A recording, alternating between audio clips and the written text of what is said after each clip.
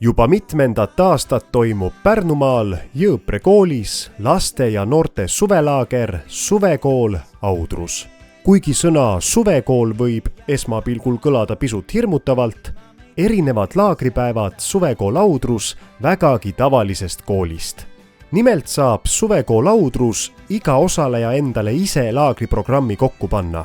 Valikus on mitmekesised ja loomingulised töötoad säravate ja oma ala parimate laagrikasvatajate juhendamisel.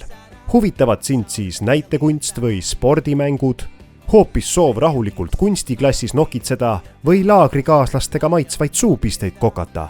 Juhendajate seas on ka rahvusvahelisi kasvatajaid ning seda Läti Vabariigist.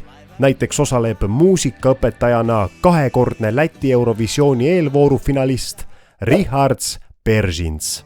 Suvekool Audrus on võimalik tutvuda läti keele ning lisaks veel leedu, latkale ja liivi keelega. Mis aga peamine, Suvekool Audrus pakub suve meeldejäävamaid elamusi sarnaste huvidega omaealiste seltsis.